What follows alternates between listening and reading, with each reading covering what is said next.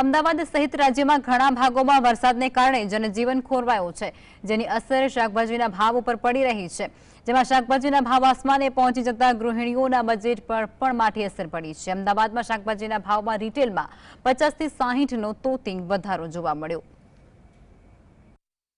રાજ્યના ઘણા ભાગોમાં ભારે વરસાદ વરસ્યો છે, જેની અસર શાકભાજીના ભાવ પર વર્તાય છે।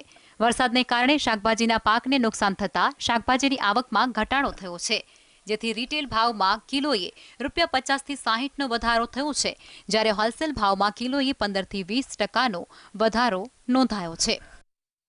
શાકભાજીના ભાવની વાત કરીએ તો છૂટક અને હોલસેલ શાકભાજીના ભાવમાં જમીન અને આસમાનનો ફરક જોવા મળે છે। હોલસેલ માર્કેટમાં કોથમીરનો ભાવ 40 થી 60 રૂપિયા પ્રતિ કિલો છે, તો છૂટક માર્કેટમાં કોથમીર 160 રૂપિયા પ્રતિ કિલોએ વેચાઈ રહી છે। ટામેટાની કિંમત હોલસેલમાં 30 રૂપિયા અને છૂટકમાં 80 રૂપિયા પ્રતિ કિલો છે। રીંગણની કિંમત હોલસેલમાં 50 રૂપિયા અને રિટેલમાં 120 રૂપિયા કિલો છે। ટીંડોળાની કિંમત હોલસેલમાં 75 થી 90 રૂપિયા અને છૂટકમાં 160 રૂપિયા પ્રતિ કિલો છે। ભીંડાની કિંમત હોલસેલમાં 35 થી 45 રૂપિયા અને રિટેલમાં 160 રૂપિયા પ્રતિ કિલોએ વેચાઈ રહ્યા છે। આ ઉપરાંત છૂટકમાં લીંબુ 100 રૂપિયા પ્રતિ કિલો, ત્યારે કારેલા 160 રૂપિયા પ્રતિ કિલો અને ચોળી 180 રૂપિયા પ્રતિ કિલોના હિસાબે વેચાઈ રહી છે।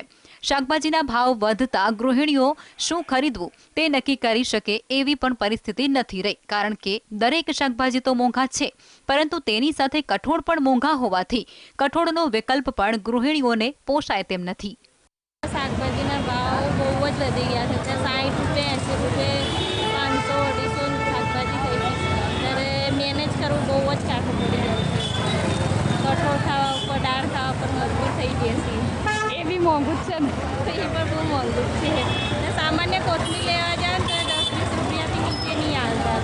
ઘર ચલાવવું રોજ કઠોળ તો કે કઠોળ મોંઘા છે, શાકભાજી મોંઘા, શાક ખાવા તો જોઈએ, એટલે જે હોય થોડું વધતું ઓછું લઈને મેનેજ કરીએ છીએ। જો બેળવળીનું શાક અંદર નાખીએ એ રીતે મેનેજ કરીએ છીએ, લેવા તો પડશે ને શાક। બટાકા બી 40 રૂપિયા છે। હા, એ જ ને, બધું મોંઘું। અને હવે કંઈ બી કહે તો કે વરસાદના હિસાબે થયું છે, એટલે બધું દરેક વખતે કંઈનું કંઈ ચાલ્યા જ કરે, લેવું તો પડે ને। કાંઈ વધેલા જ હોય છે, થોડું ઘટવું જોઈએ। હવે 12 માસ વધેલા જ હોય છે, નથી પોસાતું, ઓછા થવા જોઈએ। અમદાવાદ એપીએમસીના સેક્રેટરીનું કહેવું છે કે છેલ્લા કેટલાક સમયથી પડેલા વરસાદને કારણે શાકભાજીના વેલાને નુકસાન સર્જાયું છે।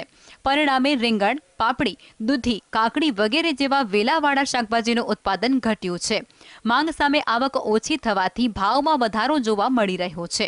શાકભાજીની આવક ઘટી ગઈ છે અને જ્યાંથી પણ શાકભાજી વધારે આવે છે ત્યાં જ વરસાદ છે, એના હિસાબે બધા શાકમાં ભાવ વધી ગયા છે। શાકભાજી એકદમ ઓછું થઈ ગયું છે આવવાનું। કિલોએ કેટલા રૂપિયા વધ્યા છે હવે?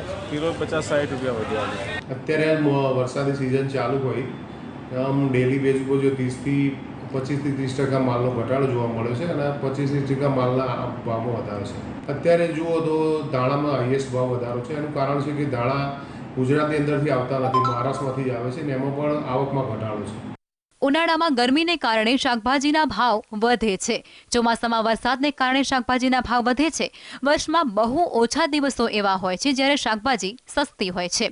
સરકારે શાકભાજીના ભાવ પર નિયંત્રણ કરવું હવે જરૂરી છે। ઝલક અધ્યારું, GSTV, અમદાવાદ।